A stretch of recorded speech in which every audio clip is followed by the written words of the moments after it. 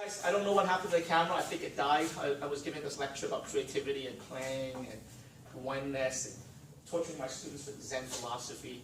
Anyways, hopefully the camera recorded most of it. But now me and Evander is going to play the Superman punch. Our goal is to try to do the Superman punch at least 50% of the time.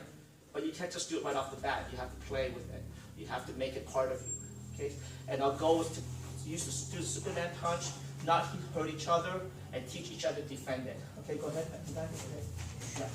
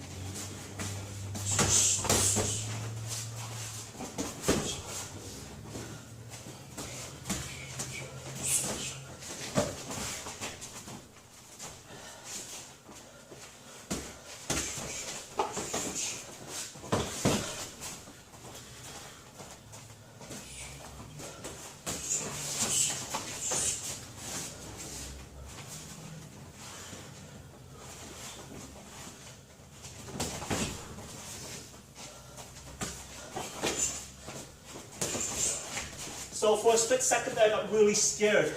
And why I got scared is because he threw a push kick. Okay, so I started looking down. And then I find myself not wanting to be here. Use those time for reflection. If you have a lot of those moments in time where you feel you don't want to be there, you're basically, your mind's breaking down. And you got to readdress it on a physical level and on an emotional and mental level. And so what happened was, he threw his thing, he threw his push kick. Boom, right here. And then I started looking down, and I hoped for the best. And what happened is, as a fighter, as the attacker, he needs to sense that. He needs to sense me looking down. He needs to sense that I don't want to be there. And if you can sense that, and you can be aware of it more and more, and you can be like almost in his mind, like a Jedi, that's when you're the next level of fighter. Okay, most people think fighting is all about like how hard you hit. No, it's about being like a master manipulator. Okay, and so for a small second, he manipulated me, and I got scared. And those are very important issues. Let's do it for another minute. Go ahead. So now I'm not scared. Okay.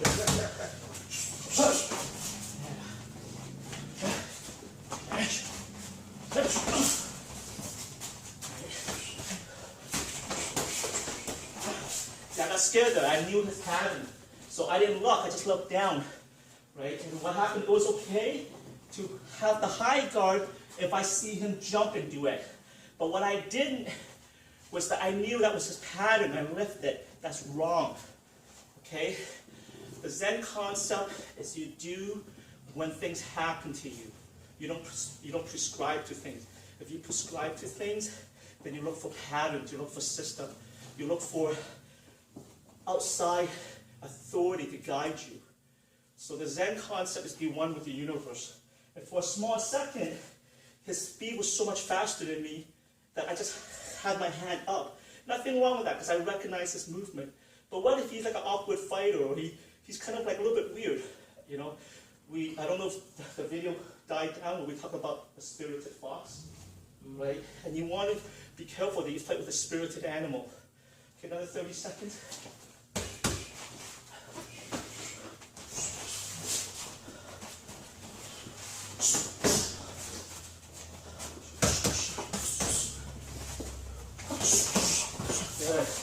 I made a mistake there. I thought my combo was finished. Okay, now a way to address those issues is to have fencing position. Okay, so what I mean by fencing position, I'm short. He throws that jab. Okay, so that across me. I parry it down. That's no problem. Go ahead. I parry it down. Now watch what I do now. Go ahead. I bring it over. So these are called fencing position. It's from fencing. Okay, so classic fencing. You study up kendo, Japanese art of fencing. Look up fencing, the French style. Okay, so blocking is good. Okay, sorry, that's covering. Blocking. Go ahead. Parrying. Okay, and fencing. The advantage of fencing is that he hits me, I'm also hitting him. And if I have a slight reach, I can connect, or go ahead, I can reach into his space. And this is very important for grapplers, or guys who want to throw elbows and stuff. Okay, so if I just parry down, and I try to throw my elbows, I'm too far out. And what's going to happen is I'm going to miss. Okay, go ahead. So notice a lot of times, go ahead, I'm fencing. Notice what I'm doing? Right, it's a way for smaller guys to kind of keep him at bay. Okay, because if I parry down, he's going to encroach on my space. See the difference? Go ahead. So notice I do this a lot. Right? See that?